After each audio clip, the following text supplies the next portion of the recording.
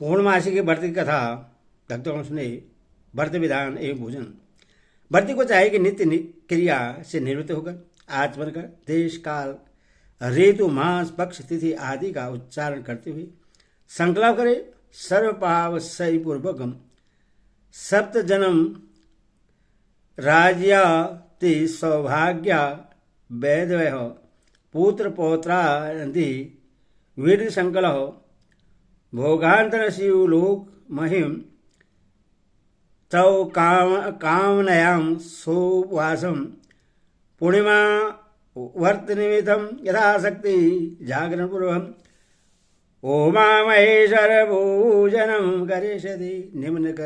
निम्न कर्मानुसार भोजन करें। ध्यान मंदार माला कुलिता लगाए कमाल माला कित शेखराय दिव्यंबराय ज्योतिगंबराय नमः शिवाय चौ नमः शिवाय। आचरण आगच देवी सर्वशी सर्व देवास स्तुते अधस्तुतां पूजयामि प्रश्ना भव पार्वती हो। आचरण शिवे शिवप्रिये देवी मंगले चौ जगन्महे शिवे कल्याणे देवी शिवरूपे नमस्ते। पाद्यम शिवरूपे नमस्ते तुम शिवाय संतम नमः शिवप्रीतियुक्तां नित्यं पादं धीमहि प्रगृहातम्। अर्घं संसारताभिषेदं कुरु मे शिहवानिं सर्वकां परते देवी अर्घ्यं मे परिगृहाम्। आचमनं राजसौभाग्यदे देवी प्रसन्ना भव पार्वती हो। मंत्राणि देवी त्वं पूजिता पूजितासि महेश्वरः महेश्वरः। लोकानां तुष्टिकीर्तां च मुक्तिदां च सदा निर्वाणं वाचितं देहि मे नित्यं दुरितं चौ विनाशय हो। पंचामृत स्नानं पंचामृतं माया नितं पयोदधि कीर्ति मधुः शंकराचौ समायुक्तं स्नानार्थं परिगृहीतां शुद्धजल स्नानं मंदाकिनी गोमती च कावेरी च सरस्वती कृष्णाचौ तुंगभद्राचौ सर्वौ स्नानार्थमागताः। वस्त्रं वस्त्रयोगं ग्रहाणं देवी देवस्य वरभिः सर्वसिद्धिवर्धे देवी मंगलं कुरु मे सदा। चंदनं चंदन सुगंधनं कपूरा गुरु कुकुम्भे मेह लेव्येदं सर्वगायत्रं प्रीतां चौ हरिप्रियः। अक्षतं रजते कुकुमेनेवम् अक्षेतौ शोभने पूजेदीतां देवी सुप्रश्न सौ पार्वती हो। पुष्पमाला मन्माल्यादिनी चौ सुगन्धिनी मालत्यादिनी ये प्रभु माया ददानि पूजां पुष्पाणि प्रगृहाम्। धूपं चन्दनागरुकस्तूरी कुकुटमाढ्यं मनोहरः भक्त्यां दत्ता माया देवी धूपं प्रीतिगृहातां। दीपं त्वमज्योतिः सर्वदेवानां तेजः उत्तमः आत्मज्योतिः परं धामं दीपोऽयं विभोऽयं परिगृहीताम्। नैवेद्यं गृहीतां देवी भक्तिभिः निश्चलां कुरु। एपि शतं चौवरं देहि परं चौवरागतिं फलम् इदं फलं माया देवी स्थापितं पुरस्तः येन एष सबलकर्मं भवेज जन्मनि। तांबूल पुंकिफलं आदं देव्यं नाग बलियुधं कपूरणं समायुक्तं तांबूलं प्रीतां। दक्षिणां हेलिङ्गर्भौ गर्भस्य हिंबीजं विभावः अनन्तपुण्यफलदवतौ शान्तिवरसिमिः प्रार्थना सौभाग्यौ सावैवेद्यवयं पुत्रं पौत्रादिकं सुखं बहु पुण्यफलं शर्मदौ सान्ध्य मंत्रहीनं क्रियाहीनं भक्तिहीनं यदीश्वरी पूजा पूजितासि महादेवीं संपूर्ण चौ वदस्वभि यदि उमा महेश्वर पूज विधानम समाप्तम। धनेश्वर आगे कथा सुनिए। धनेश्वर नामक ब्राह्मण की कथा। द्वापर युग में एक बार यशोदा जी ने श्री कृष्ण से कहा, हे कृष्ण, तुम संपूर्ण विश्व के उत्पादक, पोषक तथा सारक हो। मुझे कोई ऐसा व्रत बताओ जो सभी मनोरथों को पूर्ण करने वाला हो। श्री कृष्ण ने कहा, हे माता, सौभाग्य की प्राप्ति के लिए मैं तुम्हें पूर्णिमा व्रत बतलाता हूँ। इसे 32 पूर्णिमाओं तक करना चाहिए। इसके करने से संपत्ति एवं सौभाग्य की वृद्धि होती है। यशोदा जी ने पूछा कि इस व्रत को मृत्यु लोक में किसने किया था। श्री कृष्ण जी ने कहा, कार्तिका नामक नगरी में चंद्रहास नामक राजा राज्य करता था। उसी नगर में धनेश्वर नामक एक ब्राह्मण रहता था। उसकी पत्नी रूपवती और बहुत ही सुशीला थी। वह ब्राह्मण को कोई संतान न रहने से वह बहुत दुखी रहा करता था। एक बार उस नगर में एक तपस्वी योगी आया और वह वहाँ उस ब्राह्मण के घर के अतिरिक्त सभी घरों से भिक्षा लेकर निवास करने लगा। इन सब बातों की जानकारी धनेश्वर को हो गई। अपना अपमान समझकर वह उसी तपस्वी के पास जाकर बोला, हे महात्मा, आप सभी घरों से भिक्षा लेते हैं किंतु मेरे घर से नहीं, इसका क्या कारण है। उस योगी ने कहा, निसंतान व्यक्ति की भिक्षा दूषित होती है, इसीलिए उस अन्न को ग्रहण करने से व्यक्ति पतित हो जाता है। योगी की बात से धनेश्वर अत्यंत दुखी होकर उनके पैरों पर गिर पड़ा और बोला, महाराज, आप सर्वज्ञ हैं, मुझे पुत्र प्राप्ति का उपाय बतलाइए। धनेश्वर की प्रार्थना सुनकर योगी ने कहा, तुम चंडी की आराधना करो, तुम्हारी कामना पूर्ण होगी।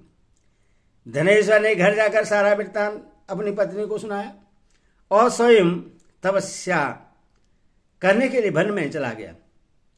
वन में उपहास पूर्वक उसने चंडी की आराधना की। भगवती ने उससे 16 दिन स्वप्न दिया, धनेश्वर, तुम्हें पुत्र होगा, परंतु 16 वर्ष की आयु में ही उसकी मृत्यु हो जाएगी। यदि तुम पत्नी सहित 32 पूर्णिमाओं का व्रत करोगे तो वह दीर्घायु हो जाएगा। तुम अपनी शक्ति के अनुसार आटे का दीपक जलाकर शिवजी की पूजा 32 पूर्णिमाओं तक करना। प्रातःकाल इस स्थान के पास ही तुम्हें एक आम का वृक्ष दिखाई पड़ेगा। तुम उस पर चढ़कर एक फल तोड़ लेना और शीघ्र ही अपने घर को चले जाना। अपनी पत्नी से कहना कि वह उस फल को ऋतु स्नान के पश्चात खा ले। ऐसा करने से शिवजी की कृपा से वह गर्भवती हो जाएगी। इतना कहकर देवी अंतर ध्यान हो गई। प्रातःकाल उठने पर ब्राह्मण ने निकट में एक आम का वृक्ष देखा। उस पेड़ में आम के अत्यंत सुंदर फल लगे हुए थे। ब्राह्मण ने उस वृक्ष पर चढ़ने का प्रयास किया, परंतु वह सफल न हो सका। अंत में वह गणेश जी की स्तुति करने लगा, हे विघ्न विनाशक, आप मुझ में इतनी शक्ति दें कि मैं अपना मनोरथ सिद्ध कर सकूं। गणेश जी की कृपा से वह वृक्ष पर चढ़ गया। उसने उस वृक्ष पर एक सुंदर फल देखा और उससे ही वरदानी फल समझकर तोड़ लिया। घर लौटकर उसने अपनी पत्नी को वह फल दे दिया। फल खाने के परिणाम स्वरूप वह गर्भिणी हुई और उससे एक अत्यंत सुंदर पुत्र हुआ। उस पुत्र का नाम देवदास रखा गया। वह बालक शुक्ल पक्ष के चंद्रमा के समान दिनों दिन बढ़ने लगा। देवी की आज्ञा के अनुसार उसकी माता ने पुत्र की मंगल कामना के लिए 32 पूर्णिमा का व्रत रहना आरंभ कर दिया। बालक का 16 वर्ष शुरू होते ही माता पिता चिंतित उठे कि यदि इसकी मृत्यु हो जाएगी तो वे उस शोक को कैसे सहन कर पाएंगे। अतः उन्होंने देवदास के मामा को बुलाकर कहा कि हम लोगों की इच्छा देवदास को काशी भेजकर 1 साल विद्या अध्ययन कराने की है, इसलिए तुम इसके साथ चले जाओ और 1 साल के बाद उसके साथ लौट आना। काशी यात्रा के लिए देवदास को एक घोड़े पर बैठाकर उसके मामा को साथ में कर दिया गया। बालक के माता पिता ने अपने मन की आशंका को उसके मामा से गुप्त ही रखा। देवदास के जाने के बाद उसकी माता ने 32 पूर्णिमाओं के व्रत को पूरा किया। इधर एक दिन देवदास अपने मामा के साथ रात्रि बिताने के लिए किसी ग्राम में ठहरा हुआ था। उसी रात्रि उस गांव में एक ब्राह्मण कन्या का विवाह होने वाला था। जिस स्थान में गांव की बारात ठहरी हुई थी वही देवदास भी ठहरा था। कन्या के विवाह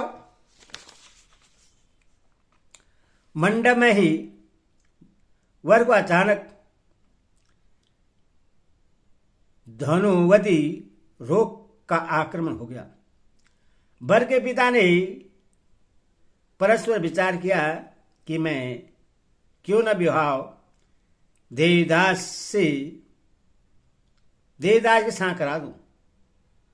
आगे का विवाहिक कार्य अपने पुत्र के साथ संपन्न करा लूंगा। यदि अभी से यह भेद कन्या पक्ष में खुल जाएगा तो बारात वापस लौटानी पड़ेगी। ऐसा सोचकर वर का पिता देवदास के मामा से बोला, आप अपने भांजे को थोड़ी देर के लिए मुझे दे दें। विवाह कृत्य संपन्न हो जाने पर मैं लौटा दूंगा। उत्तर में मामा ने कहा, कन्यादान आदि में जो द्रव्य मिलेगा उसका अधिकारी मैं होऊंगा। वर के पिता ने कहा, कन्यादान आदि में जो द्रव्य मिलेगा उसका अधिकारी मैं होऊंगा। वर के पिता ने यह शर्त मान ली।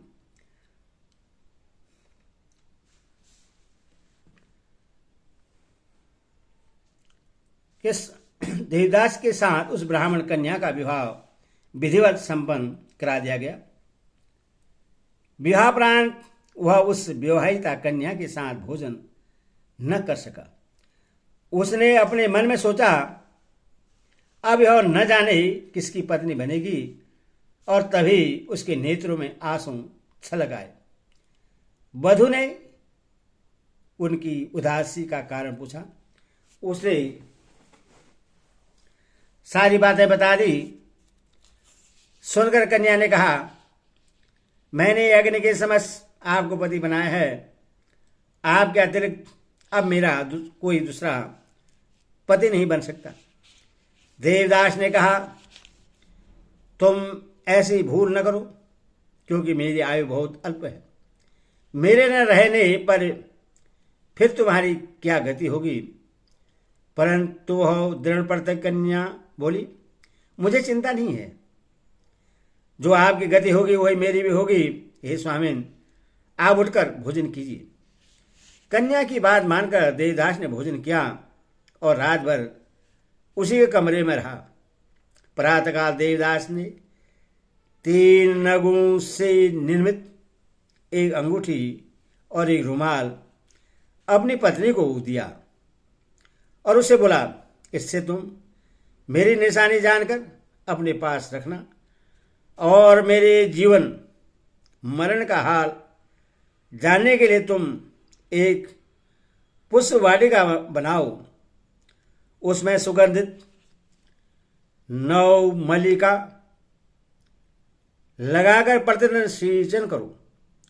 जिस दिन मेरा शरीरांत हो जाएगा उस दिन ये फूल सूख जाएंगे। पुष्पों के हरे भरे होने पर जीवन का प्रतीक समझना चाहिए। इस प्रकार समझाकर वह चला गया। प्रातः होते ही बरबक्स के लोग बाजे बजाते हुए कन्या के घर आए। बराती को देखकर कन्या ने अपने पिता से कहा कि यह मेरा पति नहीं है। यदि यह वर रात्रि में मिले आभूषणों आदि को दिखावे और मेरे साथ हुई गुप्त बातों को बतावे तो इससे प्रमाणित समझिए, अन्यथा यह बनावटी है। कन्या के पिता ने वर को बुलाकर उससे कन्या की बातें पूछी गई, परंतु उसने उससे अपनी अज्ञानता प्रकट की। तुरंत लज्जित होकर बारात वापस लौट गई। श्री कृष्ण जी ने कहा, हे माता, कुछ समय के पश्चात काल द्वारा प्रेरित सर्वरात्रि में देवदास को डसने के लिए आया, परंतु उसकी मां ने पहले से 32 पूर्णिमा का व्रत कर रखा था, इसलिए वह साहब देवदास को डसने में असमर्थ रहा। तदनंतर स्वयं यमराज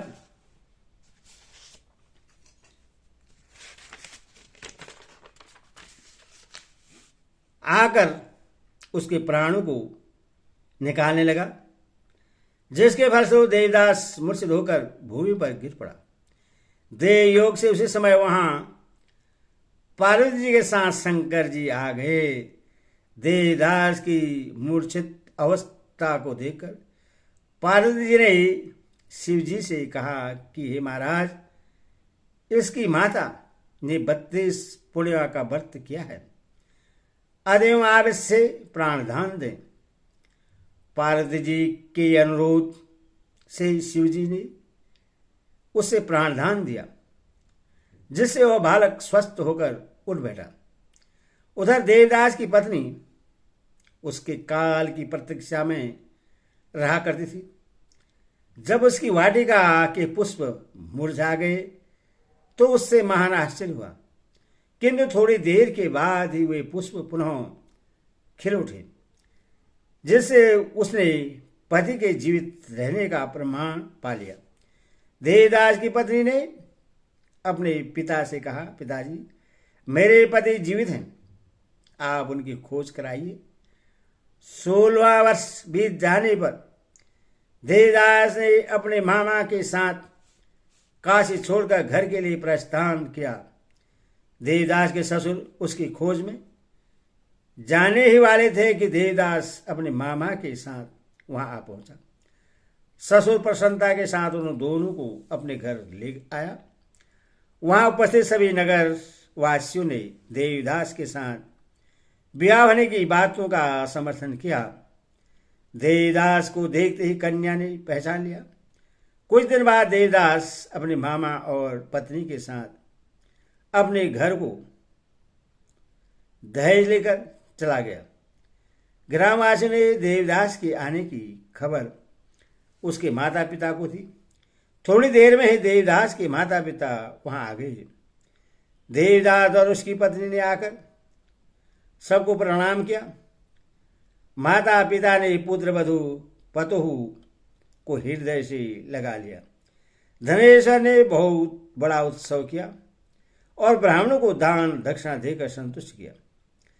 श्री कृष्ण ने कहा कि इस प्रकार 32 पूर्णिमा व्रत के प्रभाव से धनेश्वर ब्राह्मण पुत्रवान बन गया। जो लोग इस व्रत को करेंगे उनका भी मनोरथ पूर्ण होगा, इसमें कोई संदेह नहीं है। व्रत महात्म्य अगला, जो स्त्रियां इस व्रत का अनुष्ठान करती हैं वे कभी व्यहता को नहीं प्राप्त होती। इस जन्म में उन स्त्रियों को पति सुख के अतिरिक्त पुत्र पौत्रादि का सुख प्राप्त होता है।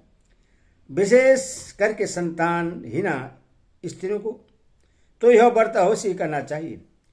इस व्रत के प्रभाव से उनका पुत्र दीर्घायु एवं सौभाग्यशाली होता है। इस दिन ब्राह्मणों को वस्त्र आदि का दान करने से सुख सौभाग्य वृद्धि होती है। तथा शिव जी की कृपा से मनोवांछित कार्य की सिद्धि मिलती है। अतः यह व्रत प्रत्येक स्त्री पुरुषों के लिए करने योग्य है। व्रत उद्यापन के बारे में बताऊंगा विधि। श्री कृष्ण ने यशोदा जी से कहा कि हे माता, यह व्रत मार्गशीर्ष या वैशाख पूर्णिमा से प्रारंभ करना चाहिए और भाद्रपद या पोष महीने में समाप्त कर देना चाहिए। प्रत्येक पूर्णिमा को शिव पार्वती का पूजन करके आटे का एक दीपक जलाएं। प्रत्येक महीने में कर्मानुसार दीपकों की संख्या बढ़ाएं। जब 32 पूर्णिमा पूरी हो जाएं तो किसी भी महीने की पूर्णिमा को उद्यापन कर दें। उद्यापन से एक दिन पूर्वाधार चतुर्दशी को निराहार रहें। रात्रि में मंडप बनाकर उसके मध्य भाग में जलपूर्ण एवं मिट्टी का कलश स्थापित करें। उसे बांस के पात्र से ढककर फिर कपड़े से ढक दें। यदि सामर्थ्य हो तो शिव पार्वती की स्वर्ण प्रतिमा उस पर स्थापित करें। षष्ठोपचार रीति से विधिवत पूजन करके रात्रि में जागरण करें। प्रातःकाल स्नान आदि से निवृत्त हो अग्नि में तिल, जौ, चावल, शकरा, घृत आदि से हवन करें। अग्नि में 108 आहुति प्रदान करें।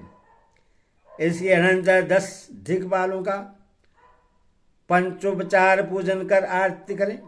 अंत में ब्राह्मणी को भोजन कराकर उन्हें दक्षिणा दें। यदि संभव हो तो ब्राह्मण को दुधारू गाय का गोदान करें।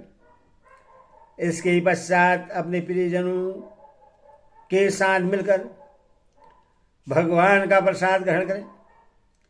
इस अवसर पर विधिपूर्वक व्रत करने से मनुष्य को सभी भांति के सुखों की प्राप्ति होती है और अंत में वह मोक्ष पद का अधिकारी बन जाता है। पूर्णमासी, अमावासी तथा संक्रांति व्रत कथा। हिंदू में पूर्णमासी तथा अमावासी के अतिरिक्त संक्रांति का भी विशेष महत्व स्वीकार किया गया है। इसी कारण संक्रांति को भी एक पर्व माना गया है। ये तीनों ही व्रत चंद्र और सूर्य की गतियों के कारण ही प्रतिफलित हुए हैं। अमावस्या चंद्रमा की वह स्थिति है जब चंद्र का बिल्कुल लोप हो जाता है। पूर्णमासी वह स्थिति है जब चंद्र बिल्कुल पूर्ण हो जाता है। सूर्य की गति के कारण ही संक्रांति का महत्व स्वीकार किया गया है। विशेषतः कर्क और मकर संक्रांति की तिथि को पर्व कहा जाता है। मकर संक्रांति को ही बोल चाल की भाषा में खिचड़ी का पर्व कहा जाता है, जो प्रायः गणना के अनुसार प्रत्येक वर्ष 14 जनवरी को होता है। इस दिन खिचड़ी बनाकर खाने और दान देने का विशेष फल है। महाभारत के मतानुसार किसी पर्व को दान देने से उस दान का 10 गुना फल होता है। व्रत कथा सुनिए। पूर्णिमा, अमावस्या और संक्रांति ये 3 बहनें थी। पूर्णमासी और संक्रांति तो धनशालिनी थी, परंतु अमावस्या अत्यंत निर्धन थी। एक दिन अमावस्या ने अपने बेटे और बहू से कहा, चलो कुछ दिन तक पूर्णमासी बहन के घर रह आए। इससे 2 लाभ होगा। एक तो बहन से मिलना होगा और दूसरे कुछ दिन गरीबी के दिन निकल जाएंगे। अमावस्या अपने परिवार के साथ पूर्णमासी के घर चल पड़ी। पूर्णमासी ने जब अपनी बहन अमावस्या को अपने घर आते देखा तो अपनी बहू से कहा, तुम्हारी मौसी अपने परिवार से मेरे ही यहाँ आ रही है। मैं पड़ोस में ही जा रही हूँ, परंतु उनके आने पर तुम कह देना कि मैं कहीं बाहर चली गई हूँ। उनके लिए तुम मटर की दाल और ज्वार की रोटी बना लेना। पूर्णमासी अपनी बहू को ऐसा समझाकर चली गई। तब तक अमावस्या अपने परिवार के साथ घर पर ही आधम की। पूर्णमासी की बहू ने अपनी मौसी का कोई सत्कार न किया। अमावास्या ने पूछा, बहू पूर्णमासी बहन कहाँ गई है? उत्तर में बहू ने कहा कि हम लोगों को कुछ बताकर नहीं गई है। बहू की बात सुनकर अमावास्या वापस जाने लगी तो बहू ने कहा, मौसी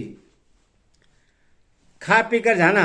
अमावास्या ने कहा, नहीं बहू, अब मैं सक्राती बहन के घर पहुंचकर ही खाना पीना करूंगी। ऐसा कहकर अमावास्या अपने परिवार के सहित थोड़ी देर में ही सक्राती बहन के घर जा पहुंची। सक्राती अपनी बहन अमावास्या को देखकर बड़ी खुशी हुई। उसने अमावास्या का सत्कार किया और घर ले जाकर पूछा, कहो बहन आज कैसे आना हुआ? अमावास्या ने उत्तर दिया, हम लोग पूर्णमासी बहन के यहाँ गए थे, जहाँ हम लोगों को अपमानित होना पड़ा। चलते समय मन में आया कि तुमसे मिलने चले। सक्राती ने उन लोगों को प्रेम पूर्वक रखा। वहां पर अमावास्या लगभग 2 मास तक रह गई। घर लौटते समय रास्ते में लक्ष्मी जी से भेंट हो गई और कुछ दूर तक लक्ष्मी जी ने अमावास्या का साथ दिया। तदंतर वह घर चली गई। अमावास्या के दुख से द्रवित होकर लक्ष्मी जी ने उनके घर अपनी कृपा भेज दी। जब अमावास्या अपने घर पहुंची तो उसने देखा कि उसका घर धन धान्य से परिपूर्ण हो गया है। अब उसके दिन आराम से बीतने लगे। कुछ दिनों के बाद अमावास्या ने सोचा कि पिछली बार पूर्णमासी बहन से भेंट नहीं हुई थी, शायद इस बार जाने से मुलाकात हो जाए। ऐसा सोचकर अमावास्या अकेले ही पूर्णमासी के घर की ओर चल पड़ी। पूर्णमासी ने अमावास्या को आते देख लिया। पूर्णमासी ने उसका स्वागत किया। अमावास्या ने सत्कार में प्रेम का अत्यधिक प्रदर्शित किया। भोजन के समय बैठने के लिए पूर्णमासी ने रत्न जड़ित स्वर्ण की चौकी अमावास्या को दी। अमावास्या जमीन पर बैठ गई और जो आभूषण शरीर पर धारण कर रखा था उसे उसी चौकी पर उतार कर रख दिया और कहने लगी, जेवरे सोनवा जेवरे रूपवा, मैं का जेऊं नकटा बुचुआ। इतना कहकर अमावास्या अपने घर चली आई। उसी दिन से पूर्णमासी और अमावास्या में झगड़ा ठन गया और वे दोनों बहनें परस्पर दूर दूर रहने लगी। उसी समय से फिर कभी उन दोनों बहनों का मिलन नहीं हुआ। हरि ओम तत्सत। हरि ओम।